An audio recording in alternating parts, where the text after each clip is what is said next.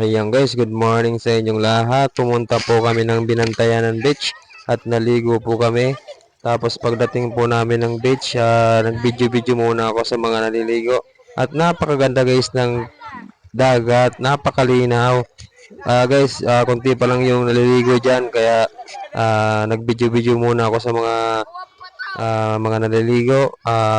Napakaganda nga naman at saka may mga batang naglalaro dyan. Tapos ayan po, nag-ihaw na po ako dyan ng isda.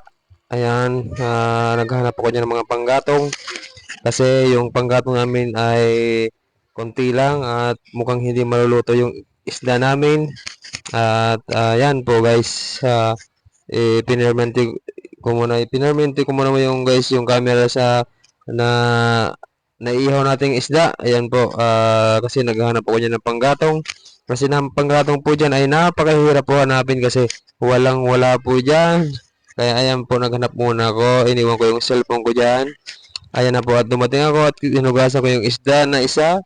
At sinugba ko naman siya para maihaw na. Ayan guys. Napakaganda po dyan sa Binantayanan. Kung gusto niyo maligo guys, pumunta na kayo dito sa Binantayanan Beach Resort. Kasi napakaganda po dito.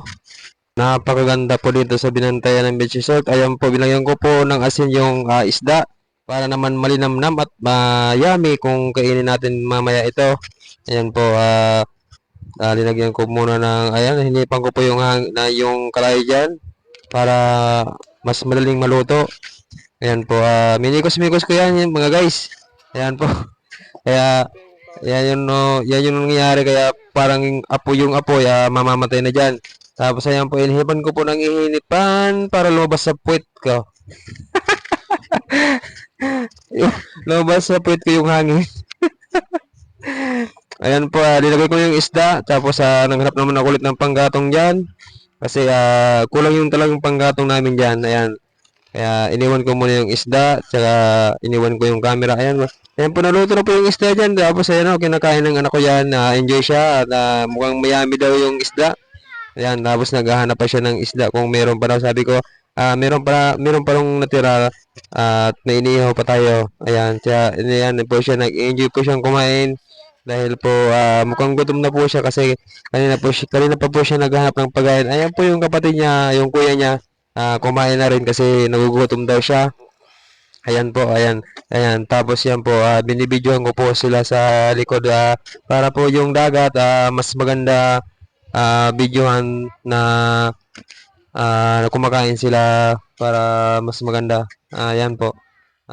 Enjoy po yung dalawang anak sa pagkain ng inihaw na isda.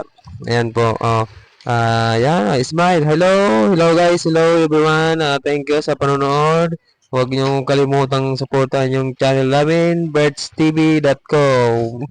Ayan po guys, sarap na sarap at enjoy na enjoy po yung mga nakunyang kong kumain. Ayan, lalo na yung tabatche kong anak. Huwag kalimutang mag-subscribe at mag-like. Salamat!